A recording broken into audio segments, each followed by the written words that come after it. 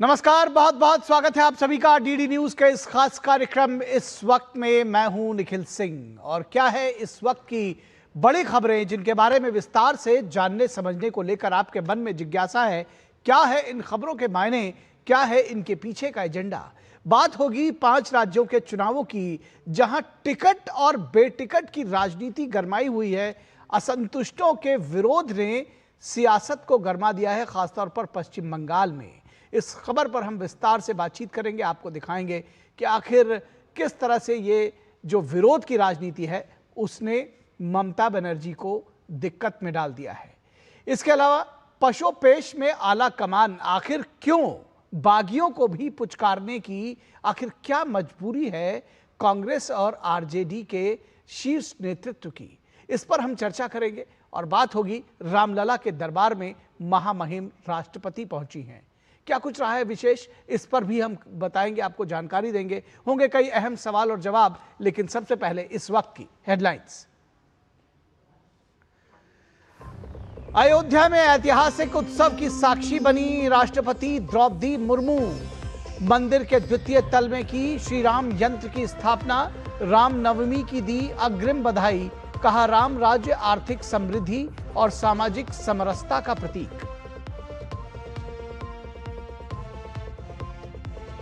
केरलम विधानसभा चुनाव के लिए बीजेपी ने जारी की उम्मीदवारों की दूसरी लिस्ट। 39 प्रत्याशियों के नाम का किया ऐलान। असम के 88 उम्मीदवारों का ऐलान। प्रद्युत बोरदोलोई दिसपुर से लड़ेंगे चुनाव। पुडुचेरी और बंगाल की दूसरी लिस्ट का इंतजार।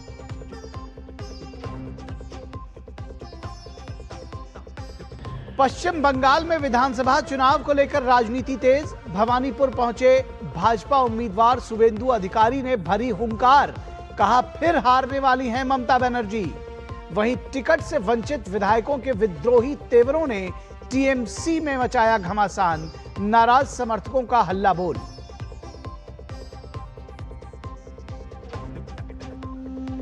और जनता दल यूनाइटेड के राष्ट्रीय अध्यक्ष पद के लिए नॉमिनेशन आज। जंतर मंतर स्थित केंद्रीय कार्यालय में नॉमिनेशन जमा करेंगे नीतीश कुमार।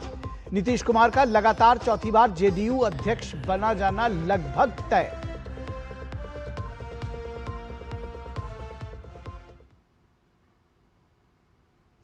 तो सबसे पहले बात पश्चिम बंगाल के चुनावों की करते हैं, वहां के घमासान की करते हैं, क्योंकि बागी जो है वो खेल बिगाड़ने पर उतारू है। असेंबली चुनाव में टिकट को लेकर मारामारी है। पश्चिम बंगाल विधानसभा चुनाव से पहले टीएमसी के 74 विधायकों के साथ खेला हो गया। जिन 74 मौजूदा विधायकों के टिकट जिनको नहीं मिले, उन्हें ममता बनर्जी ने आश्वासन दिया है कि वो लोग जो बाहर रह गए हैं वे संगठनात्मक भूमिकाएं या फिर पार्टी के दूसरे काम संभालेंगे। लेकिन विधायकों के समर्थक सड़क पर उतरकर तोड़फोड़ और हिंसा करने पर उतारू हैं। ये बात उनके दिल में उतर नहीं रही है कि उन्हें कुछ और मिलेगा। उनका कहना है कि टीएमसी नेतृत्व ने कार्यकर्ताओं के साथ बड़ा धोखा किया है। जलपाईगुड़ी के राजगंज से टीएमसी विधायक खगेश्वर राय ने खुला आरोप लगाया कि वो 4 बार से जीत रहे हैं, लेकिन वे पैसों के सामने हार गए हैं। क्या तृणमूल कांग्रेस में पैसे देकर उम्मीदवार बनाया जाता है? इस सवाल के जवाब में खगेश्वर ने कहा कि ऐसा ही तो लग रहा है, जिसने कभी तृणमूल पार्टी नहीं देखी उसे उम्मीदवार बना दिया गया है। वोटर लिस्ट शुद्धिकरण के बाद पश्चिम बंगाल का यह पहला चुनाव होगा जिसमें चुनाव आयोग ने हिंसा मुक्त और भय मुक्त पोलिंग कराने का वादा किया है। लगातार 3 बार सत्ता में रही ममता बनर्जी आज भी प्रो इनकम्बेंसी का दावा करती हैं, लेकिन यह सच्चाई भी सामने आ गई है कि उन्होंने अपने तमाम पुराने साथियों से किनारा कर लिया है। तो सवाल यह है कि टिकट बंटवारे में अभिषेक बनर्जी की चली या फिर ममता बनर्जी भ्रष्टाचार के मुद्दे से खुद को अलग करना चाहती हैं, खुद को साफ कर रही हैं। सिर्फ जलपाईगुड़ी ही नहीं, उत्तर 24 परगना के आलम डांगा से विधायक रफीकुर रहमान को उम्मीदवार न बनाए जाने पर उनके समर्थकों ने जबरदस्त विरोध प्रदर्शन किया। तोड़फोड़ की कई घटनाएं भी सामने आई हैं। हुगली के चूचड़ा से विधायक असित मजूमदार ने भी कड़ा विरोध किया है। कैनिंग पूर्व के विधायक शौकत मोल्ला को तृणमूल ने बांगड़ से उम्मीदवार बनाया है, जिसके विरोध में टीएमसी कार्यकर्ताओं ने जबरदस्त प्रदर्शन किया है। भवानीपुर से टीएमसी उम्मीदवार ममता बनर्जी ने कहा है कि वे सभी 294 सीटों पर खुद चुनाव लड़ रही हैं। ये मानकर चलिए। लेकिन भवानीपुर से टिकट मिलने के बाद शुभेंदु अधिकारी यहां पहुंचे तो नजारा कुछ और था। उनके दौरे में भाजपा और तृणमूल समर्थकों के बीच में नारेबाजी को लेकर तनाव की स्थिति पैदा हो गई, यानी संघर्ष कुछ और नंदीग्राम जैसा ही दिखा। और आइए आपको यहां से ले चलेंगे इंटर मिनिस्ट्रियल जो बैठक है उसके और भारत सरकार के सीनियर ऑफिसर्स का मैं स्वागत करती हूं। वेस्ट एशिया में चल रहे डेवलपमेंट के संदर्भ में गवर्नमेंट ऑफ इंडिया स्थिति पर लगातार नज़र बनाए रखे हुए है और आपको ब्रीफिंग्स के माध्यम से अपडेट्स देते रहे हैं। इसी क्रम में सबसे पहले ministry of petroleum and natural gas की जॉइंट सेक्रेटरी सुजाता शर्मा जी से अनुरोध करूंगी कि वे फ्यूल अवेलेबिलिटी पे से जुड़े पहलुओं पर आपको जानकारी दें। नमस्कार।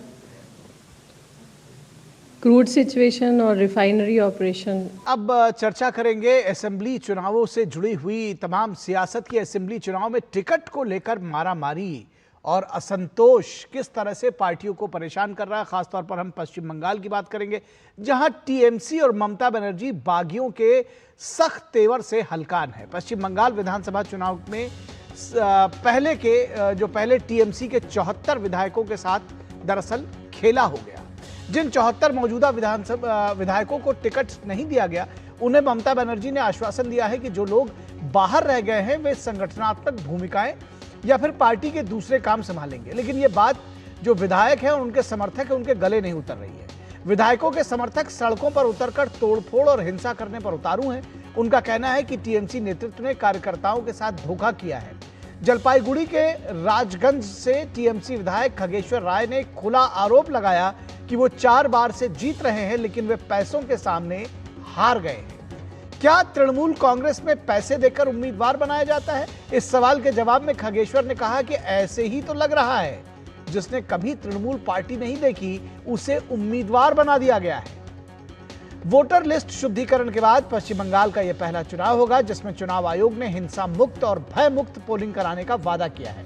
लगातार 3 बार सत्ता में रही ममता बनर्जी आज भी प्रो इनकम्बेंसी का दावा कर रही हैं, लेकिन यह सच्चाई भी सामने आ गई है कि उन्होंने अपने तमाम पुराने साथियों से किनारा कर लिया है। तो सवाल यह है कि टिकट बंटवारे में अभिषेक बनर्जी की चली है या फिर ममता बनर्जी भ्रष्टाचार के मुद्दे पर अपने आप को पाक साफ कर रही हैं। सिर्फ जलपाईगुड़ी ही नहीं, उत्तर 24 परगना के आलमडांगा से विधायक रफीकुर रहमान को उम्मीदवार न बनाए जाने से उनके समर्थकों ने विरोध प्रदर्शन किया। तोड़फोड़ की कई घटनाएं भी सामने आई हैं। हुगली के चूचड़ा से विधायक असित मजूमदार ने भी कड़ा विरोध किया है।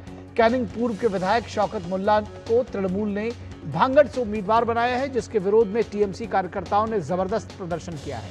भवानीपुर में टीएमसी उम्मीदवार ममता बनर्जी ने कहा है कि वे सभी 294 सीटों पर चुनाव लड़ रही हैं, ऐसा मानिए। लेकिन भवानीपुर से टिकट मिलने के बाद शुभेंदु अधिकारी जब वहां पहुंचे तो नजारा कुछ और था। शुभेंदु अधिकारी ने फिर जीत का दावा किया है। उनके दौरे में भाजपा और तृणमूल समर्थकों के बीच नारेबाजी को लेकर तनाव की स्थिति पैदा हो गई, यानी संघर्ष कुछ नंदीग्राम जैसा ही दिख रहा है।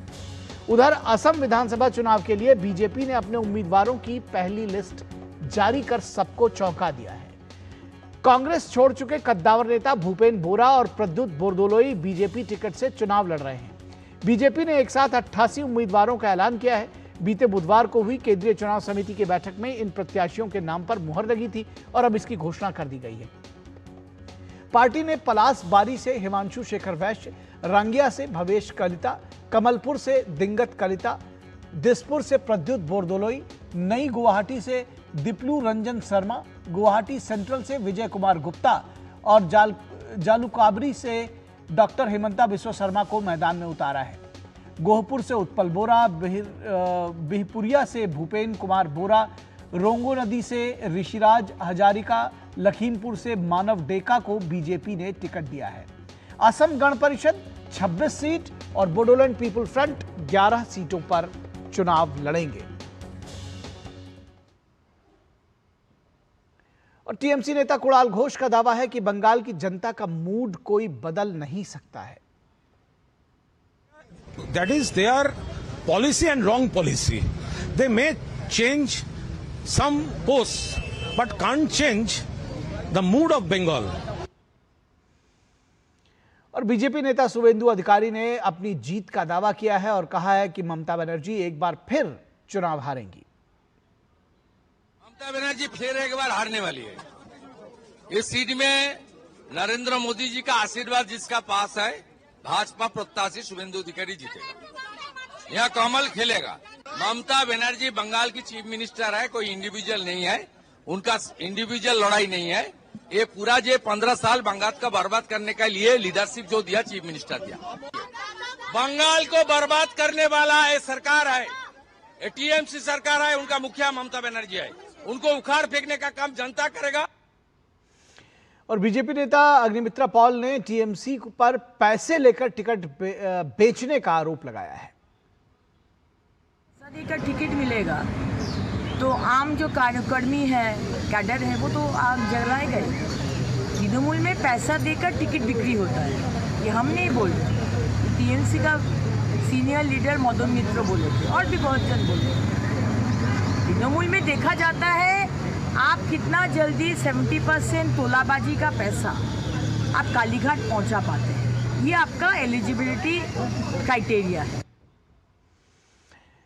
वहीं टीएमसी के नेताओं में टिकट न मिलने को लेकर गुस्सा है, जैसा कि हमने आपको बताया। तो असित मजूमदार और तजमुल हुसैन क्या कुछ कह रहे हैं, आइए आपको सुनाते हैं। हम लोग विधायक के लिए चुना नहीं गया है। कौन काम में हम लोग को लगेगा? हम लोग को काम का भी नहीं है, इसीलिए ना टिकट नहीं दिया। दल हमारा साथ बहुत बड़ा भूल किया है। आदमी को धोखा देके, गरीब का बंधु जो सजा है, 2-4 आदमी को देके, किसी को 10,000 5,000 रुपये देके और खाली सोशल मीडिया में करके, हम लोग पूरी 20 साल गुजर गया, इतना अच्छा आदमी का साथ परिसेवा दिया। और इस पूरी खबर पर बातचीत करने के लिए हमारे साथ हमारे 2 संवाददाता, एक पश्चिम बंगाल में सौरभ दत्ता हमारे साथ जुड़े हुए हैं और सुबीना रॉय हमारे साथ जुड़ी हैं इस समय असम से।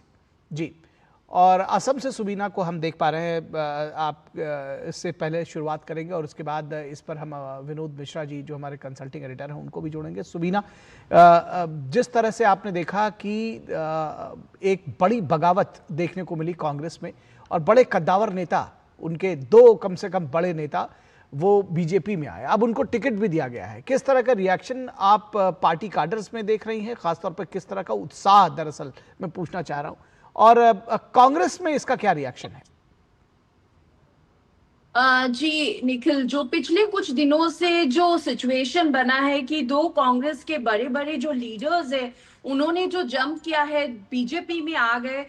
भूपेंद्र बोरा जिन्होंने छोड़ा था, और वो इस बार उनको जो है आज जो लिस्ट निकला है उनमें वो बिहुपुरिया से उनको कैंडिडेचर मिला है बीजेपी के लिए, और साथ ही प्रद्युत बरदोलोई जिन्होंने कल ही ज्वाइन किया बीजेपी में, आज जो लिस्ट है उनमें उनका नाम जो है दिसपुर से लड़ेंगे वो।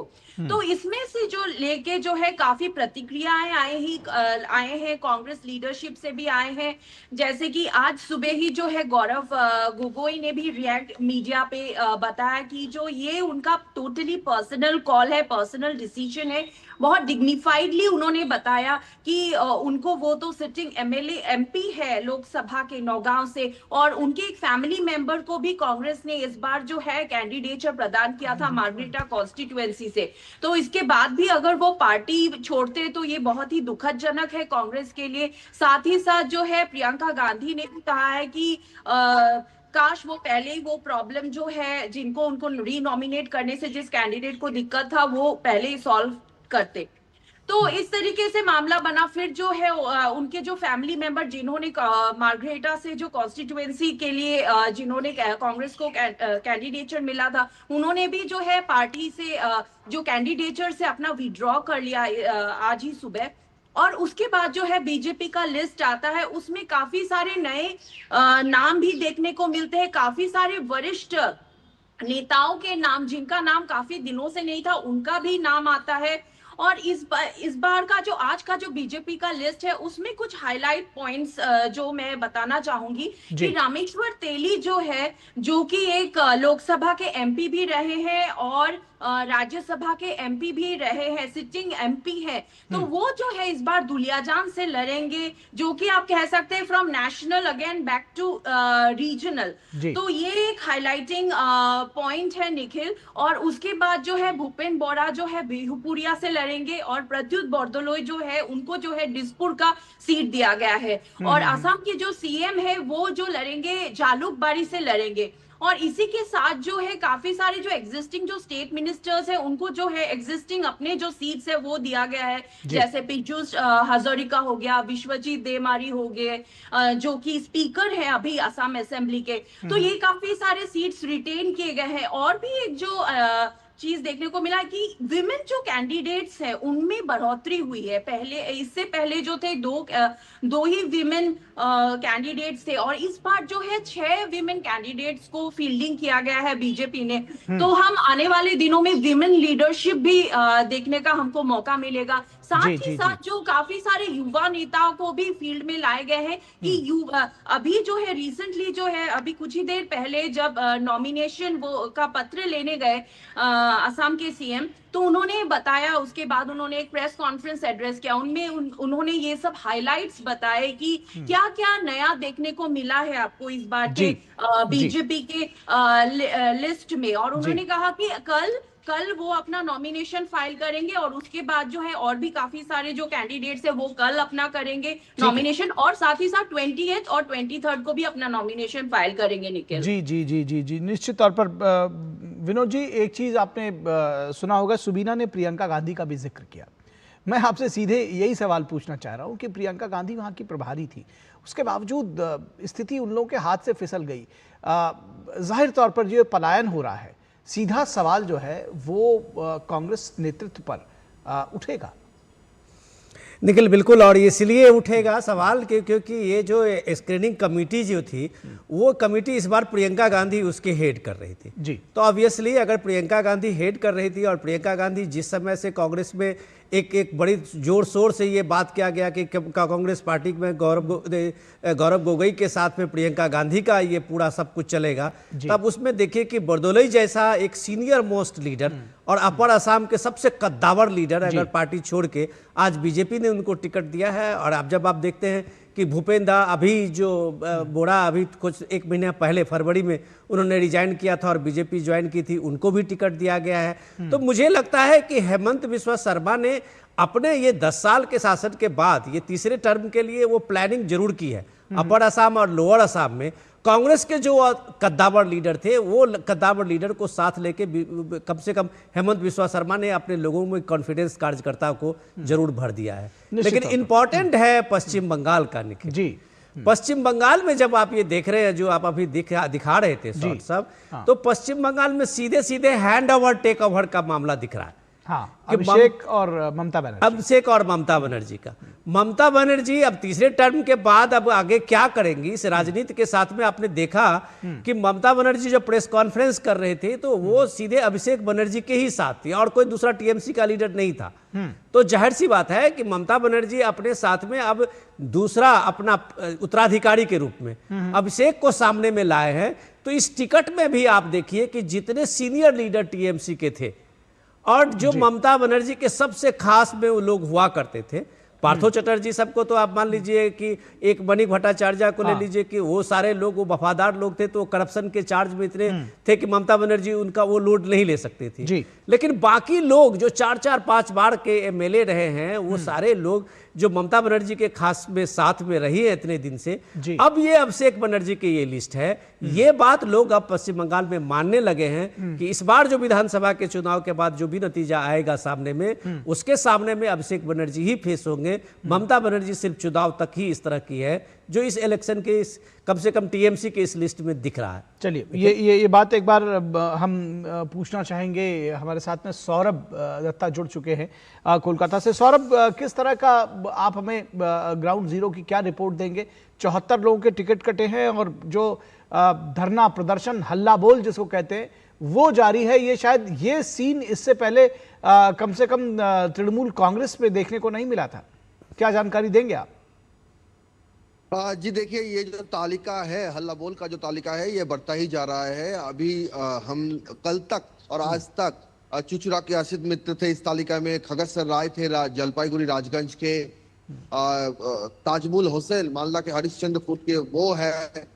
ये सारे मुंह खोलने लगे हैं और सबका ये कहना है, जो हैरानी वाली बात ये है कि सबका ये कहना है कि पैसा देकर टिकट मिल रहा है। जैसे खगत राय ने कहा है कि पैसा देकर वो पैसा नहीं दे पाए, ज्यादा पैसा नहीं दे पाए, इसलिए उनको टिकट नहीं मिला।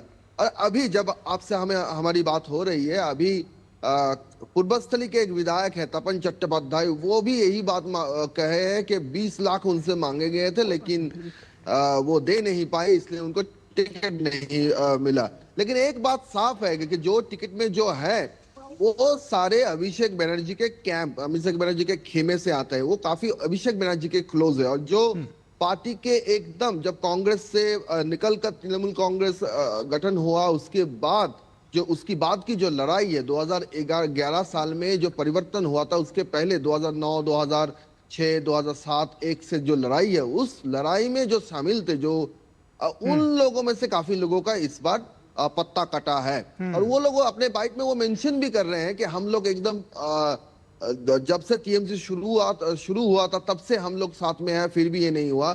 और एक गौर करने की बात ये भी है, जब प्रार्थी के जो तालिका है, जो सूची है, वो सामने आया, जब परसों को ममता बनर्जी ने प्रेस कॉन्फ्रेंस किए, तो उन्होंने एक वादा किया था कि जिनको टिकट नहीं मिला, जो पुराने लोग हैं, टिकट नहीं मिला, मिनिस्टर थे, टिकट नहीं मिला, उन सबको वो दोबारा जब सरकार फॉर्म करेंगे तब उन सबका एक पुनर्वासन होगा, उनको सबको एक दिया जाएगा, कुछ ना कुछ दिया जाएगा, तो वो नाराज ना हो। ये लेकिन ये झुनझुना दरअसल जो ममता बनर्जी पकड़ाना चाहती थी वो लोगों ने पकड़ा नहीं, अगर मैं सीधे तौर पर इसको ये कहूं। और यही वजह है कि शायद पहली बार इस तरह की मुश्किल जो असंतोष और विद्रोह जो है जो फूटा है टीएमसी में, इस तरह से शायद इसके पहले कभी देखने को नहीं मिला था। फिलहाल आप इन सभी घटनाओं पर नजर बनाए रखें, हम आपसे और भी अपडेट्स लेते रहेंगे। सुबीना, आपसे भी अपडेट्स लेते रहेंगे।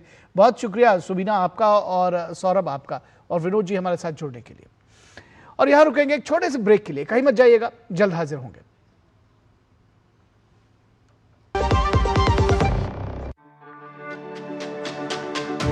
मेरी पसंद, मेरी पसंद, मेरी पसंद, मेरी पसंद, हमारी पसंद, हम सबकी पसंद। मजबूत देश का मजबूत सरिया हो गया स्टील।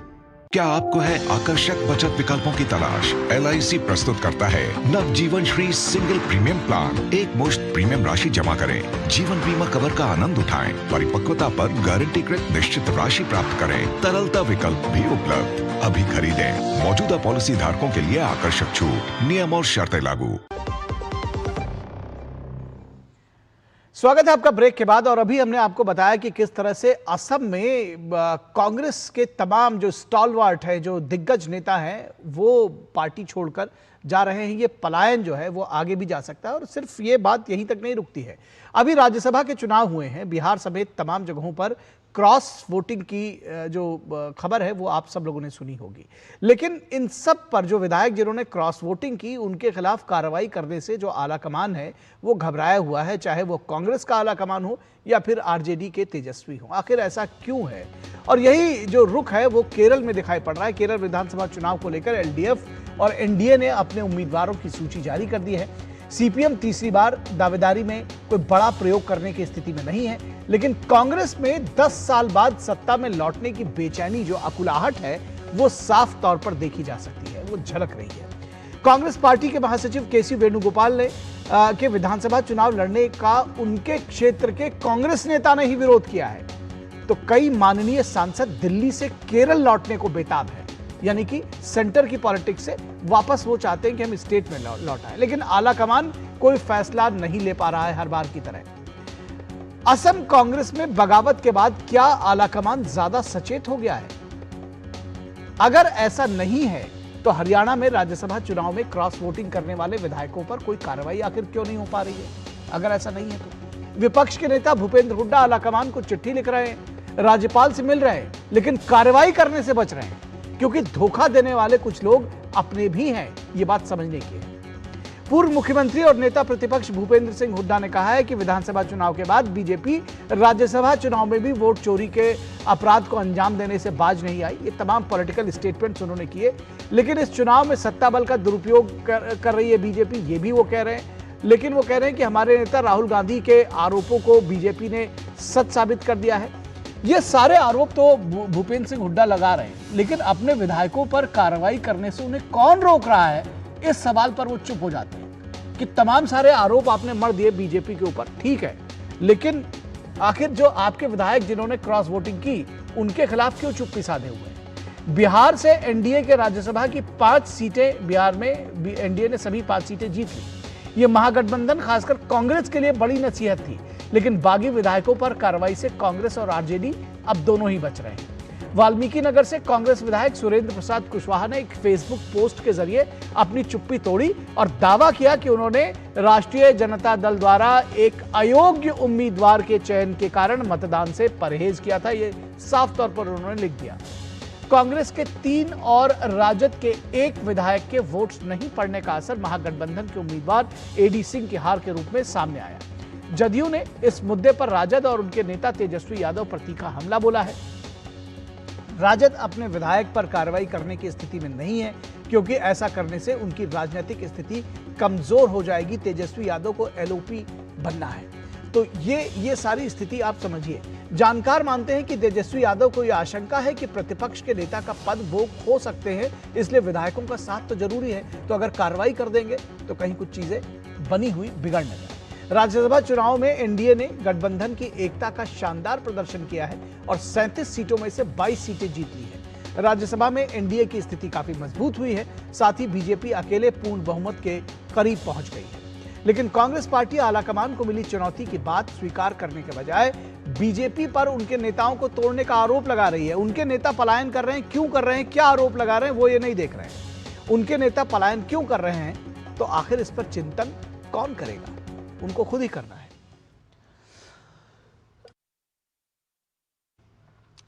और आरजेडी नेता सुधाकर सिंह क्या कह रहे हैं, आइए आपको सुनवाते हैं।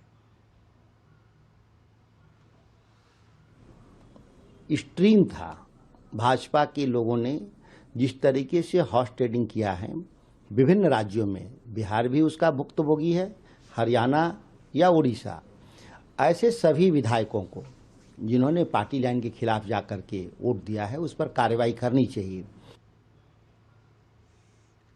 करनी चाहिए मतलब ये होना चाहिए, और लेकिन ऐसा हो नहीं रहा है। तो जब हम ये कहते हैं कि हम पीछे का एजेंडा आपको दिखाएंगे तो ये समझिएगा कि आखिर पीछे आखिर क्या है। कांग्रेस नेता हरिप्रसाद का कहना है कि कांग्रेस के कुछ नेताओं ने क्रॉस वोटिंग की है। पेपर देखने के लिए पार्टी से चौधरी भूपेंद्र सिंह हुड्डा जी और मैं दोनों हर बैलेट पेपर बैठ के देख चुके हैं। हमारा 37 वोट्स, इसमें ये लोग 5 या 6 इनवैलिड कर दिया क्योंकि इन लोगों को पता था इसके पास नंबर नहीं है, और हमारा कुछ एमएलए क्रॉस वोट भी किया है। बाद वाली बात बड़ी दबी जुबान से कही, लेकिन दरअसल वही आखिरी और बड़ी सच्चाई है कि क्रॉस वोटिंग हुई और उसकी वजह से ये चुनाव का नतीजा ऐसा आया। बीजेपी नेता नीरज कुमार ने तो तेजस्वी यादव को बागी विधायकों पर कार्रवाई करने की चुनौती तक दे डाली। बिहार में भ्रष्टाचार के पर्याय लालू के लाल जूनियर लालू में नेतृत्व क्षमता की बात तो छोड़ ही दीजिए साहब, उनमें नेता बनने का भी दम नहीं है। वो अपने परिवार को नहीं संभाल सके, अपने दल को नहीं संभाल सके, तो महागठबंधन को क्या खाक संभालेंगे। दरअसल लालू जी के पुत्र थे, इस नाते कुछ देर राजनीति में चल गए। और तेजस्वी यादव जी, आप अगर औकात है, हिम्मत है, साहसी नेता अगर आप हैं, तो जो आपके बागी विधायक हैं आप उन पर कार्रवाई करके दिखाइए। तो अब लीजिए, वो तो औकात तक उन्होंने नाप दी है, लेकिन इस पर शायद किसी तरह का कोई कार्रवाई करने से तब भी बचेंगे, क्योंकि सभी को पता है कि कार्रवाई करेंगे तो आखिर होगा क्या। जेडीयू के नेता नीरज कुमार क्या कुछ कह रहे हैं, आइए आपको सुनाते हैं। रमजान के महीने में परवरदिगार ने गुनाह की सजा तेजस्वी यादव को मुकर्रर कर दिया। महागठबंधन के नेता हैं, घटक दल के विधायक का विश्वास नहीं प्राप्त करते, अपने दल के विधायक इन पर भरोसा नहीं करते, होटल में नजरबंद करना पड़ता है, माननीय विधायक इनके संपर्क से दूर चले जाते हैं। ये नेतृत्व करता कैसे है? और स्वाभाविक सवाल है कि हार का ठीकरा तेजस्वी यादव आपके मत्थे है। और इस पूरी खबर पर बातचीत करने के लिए हमारे साथ तिरुवनंतपुरम से हमारे संवाददाता विवेक नारायण और हमारे कंसल्टिंग एडिटर विनोद मिश्रा जुड़े हुए हैं। विवेक नारायण के पास पहले चलते हैं। विवेक, किस तरह से देख रहे हैं इस सारी प्रक्रिया को, और ख़ास तौर पर जब आप देख रहे हैं कि जब कांग्रेस ने ये कहा था कि एमपी जो है उनको टिकट नहीं दिया जाएगा, लेकिन केसी वेणुगोपाल को टिकट है और उसके बाद उनके खिलाफ ही कांग्रेस के लोग ताल ठोकने को तैयार हैं। कितनी मुश्किल में आप देख रहे हैं कांग्रेस को, और खासतौर पर जो कार्यकर्ता है जो टिकट चाहते थे वो कैसे इसको ले रहे हैं? हाँ, बिल्कुल सही है। वो केरल में एक रेयर सिचुएशन देखना को मिल रही है, जहां का टॉप प्रोफाइल लीडर्स या के सुधाकरन जैसा टॉप प्रोफाइल लीडर्स को टिकट ना मिलने पर वो दूसरी पार्टीज को डिफ्लेक्ट किया को चांस ज्यादा है। बट अभी तो कांग्रेस ने के सुधाकरन को एक टिकट मिला है, तो he is contesting from the Kannur assembly election. अभी बीजेपी ने 89 सीट्स पर अपने कैंडिडेट्स फाइनल कर दिया है, जिसमें कुम्मनम राजशेखरन को भी जगह मिली है, लेकिन कांग्रेस में क्राइसिस अभी भी कंटिन्यू हो रहा है और 15 कॉन्स्टिट्यूंसीज में सीट एलोकेशन अभी तक फाइनलाइज नहीं हुआ है। हाउएवर कांग्रेस लीडरशिप ने के सुधाकरन की डिमांड्स मान ली है, जो कन्नूर से कॉन्टेस्ट करेंगे। रिमेंबर, कन्नूर कांग्रेस में सुधाकरन एक बड़ा नेता है, सो उसको सीट नहीं मिले तो उसका सपोर्टर्स यस्टरडे वो प्रोटेस्ट किया है कांग्रेस ऑफिस के पास, और Congress leadership has come into a complete crisis. और आज 11 बजे एआईसीसी हेडक्वार्टर्स में एक नया डिसीजन कर दिया है, तो के सुधाकरन को एमएलए सीट में कॉन्टेस्ट किया है। तो क्या हुआ, तो अडूर एमपी और आटिंगल MP, Adoor senior Congress leader और वरिष्ठ अदर कांग्रेस लीडर्स वो कहा है, तो उसको भी एमएलए सीट्स में कॉन्टेस्ट किया है। तो कांग्रेस में एक बड़ा इश्यू चल रहा है अभी, एंड स्टिल 32 सीट्स में उसको कैंडिडेट्स को सिलेक्शंस नहीं हुआ है। सो और कोची सीट्स भी ये इश्यू है, और इवन त्रिवेंद्रम सीट में त्रिवेंद्रम सेंट्रल सीट को भी एक इश्यू चल रहा है। एजेंडा तो वही था। जी निश्चित तौर पर। विनोद जी हमारे साथ जुड़े हैं। विनोद जी, किस तरह से आप देख रहे हैं कि ये दरअसल जैसे अभी हमने असम की बात की थी, ये आला कमान के ऊपर भी प्रश्न चिन्ह है, क्योंकि कभी कहते हैं कि एमपीज को टिकट नहीं मिलेगा, अब एमपीज की लाइन लगी हुई है वहां पर कि स्टेट में हम वापस जाना चाहते हैं। देखिए, सीधे जब आप ये केरल में देख रहे हो, या असम में आप देख रहे हो, या आप हरियाणा में देख रहे हो, या आप उड़ीसा में देख रहे हो, ये चुनौती तो आला कमान की है।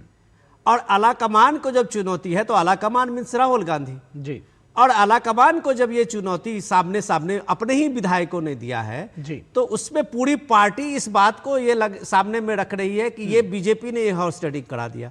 अरे बीजेपी ने अगर हॉर्स ट्रेडिंग हुआ है, अगर बीजेपी ने उनसे समर्थन लिया है अंतरात्मा की आवाज से, तो कार्रवाई करने से आपको कौन रोक रहा है? ठीक बात। अभी पिछले 2 दिन में आप भूपेंद्र सिंह हुड्डा को देखिए, कम से कम हर दिन वो प्रेस कॉन्फ्रेंस करते हैं, लेकिन भूपेंद्र सिंह हुड्डा ये नहीं बताते कि 5 एमएलए उनके भी हैं जो उन्होंने गलत सिग्नेचर किया था और वो डिस्क्वालीफाई हो गए थे जी। अगर वो उनके लोगों पे कार्रवाई नहीं होती है तो आप किस दम से 4-5 विधायकों पे कार्रवाई करेंगे जिन्होंने क्रॉस वोटिंग करके बीजेपी समर्थित विधायक एमपी को, राज्यसभा के उम्मीदवार को वोट किया था। यही बात आप अब तेजस्वी यादव की हालत देख लीजिए।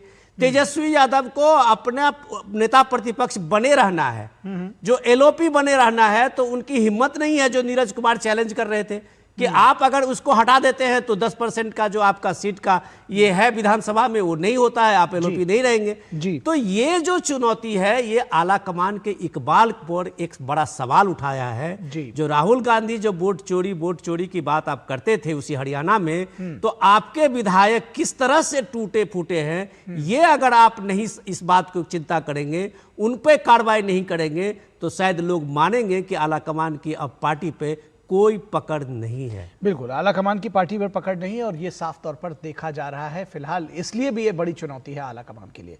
बहुत शुक्रिया विनोद जी और विवेक नारायण, आप दोनों लोगों का बहुत शुक्रिया हमारे साथ जुड़ने के लिए। और अब बात होगी अयोध्या की। रामलला के दरबार में महामहिम राष्ट्रपति, जी भगवान श्री राम की जन्मभूमि अयोध्या में महामहिम राष्ट्रपति द्रौपदी मुर्मू एक ऐतिहासिक क्षण की साक्षी बनी।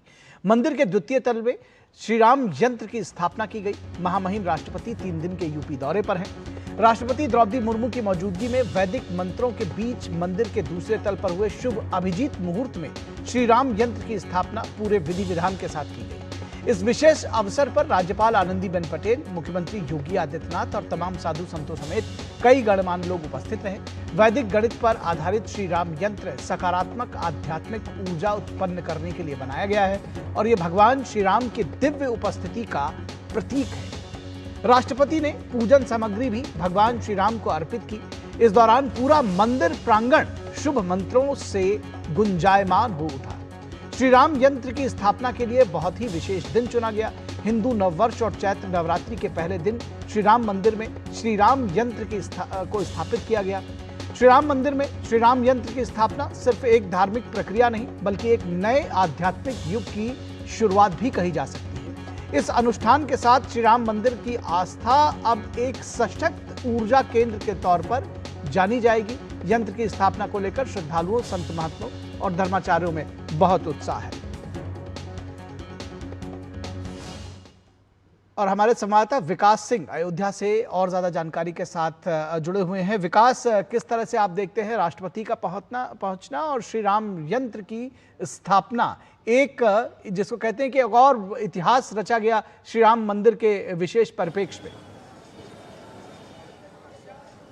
देखिए निखिल, जैसे बात कही जाती है कि मंदिर का कार्य तो पूर्ण हो चुका था, ये सब चीजें संपूर्णता की ओर ले जा रहे हैं। आज हिंदू वर्ष का पहला दिन है और ऐसे में श्री राम यंत्र की स्थापना और उस श्री राम यंत्र की स्थापना जो समस्त निगेटिव जो ऊर्जा होती है उसको समाप्त करके सकारात्मक ऊर्जा प्रदान करता है। समस्त देवी देवताओं का इसमें वास होता है और प्रभु श्री राम तो ऐसे हैं, उनको मानने वाले के अंदर न कभी क्रोध आएगा, न कोई लोभ होगा, न कोई ईर्षा होगी, न किसी भी प्रकार की कोई कमियां नहीं रहेंगी, क्योंकि प्रभु श्री राम आदर्श है, मर्यादा पुरुषोत्तम है। राष्ट्रपति ने यही कहा कि प्रभु श्री राम का आप अनुसरण कीजिए और उन्हीं के आदर्शों पर चलकर हमको देश को आगे ले जाना है। सामाजिक समरसता का सबसे बड़ा उदाहरण राम राज्य ही है। उन्होंने इस बात को कहा और प्रार्थना भी की प्रभु से कि वो सौभाग्यशाली हैं जो आज के दिन यहाँ पर आए हैं और इसके साथ साथ प्रभु श्री राम पूरे देश को आशीर्वाद दें कि देश में सुख समृद्धि आए और सभी लोगों का विकास हो, कोई अछूता न रहे। जैसे राम राज्य में हर व्यक्ति सभी के साथ प्रभु श्री राम थे। प्रभु श्री राम सभी को स्नेह प्यार करते थे, चाहे वह वनवासी हो, चाहे वह सबरी हो, चाहे वह केवट हो, केवट राज हो, निषाद राज हो, चाहे वो तमाम सारे आदिवासी हो, वानर हो, ऋषि हो, तो उनका प्रेम स्नेह तो सब पे था। ऐसे ही एक ऐसा माहौल होना चाहिए देश की समृद्धि में जब सभी लोगों का विकास हो, सभी लोग संपन्न हो, सभी लोगों को किसी प्रकार की कमी न हो। उन्होंने इस बात को कहा। विकास, मैं एक चीज चाहूंगा, बहुत वन लाइनर जवाब दीजिएगा कि बहुत सारे लोगों को ये लगता था, जो विपक्ष में थे, जो स्वयं राम मंदिर नहीं गए, वो ये प्रश्न उठाते थे कि राष्ट्रपति भी राम मंदिर अभी तक नहीं गई हैं या उनको जाने नहीं दिया गया, इस तरह के आरोप वो लगाते थे। अब सबकी बोलती बंद है, क्या कहेंगे? जी बिल्कुल, उन लोगों की बोलती तो इस बात से ही बंद है कि अयोध्या में जिस तरीके से करोड़ों की संख्या में श्रद्धालु आ रहे हैं और देश का राष्ट्रपति यहाँ आकर उनकी आराधना कर रहा है और कह रहा है कि प्रभु राम के आदर्शों पर ही हमें आगे चलना है, तो ये उन लोगों के लिए बड़ी सीख है और उनकी राजनीति को बड़ी चोट है, जिन्होंने राजनीति में अयोध्या को अछूत माना था और यहाँ कभी आते नहीं थे। जी जी जी जी, वोट बैंक की सियासत थी, लेकिन वो साफ तौर पर देखी जा सकती है। बहुत शुक्रिया इस तमाम बातचीत के लिए विकास सिंह। तो इस वक्त में बस इतना ही, इजाजत दीजिए, नमस्कार।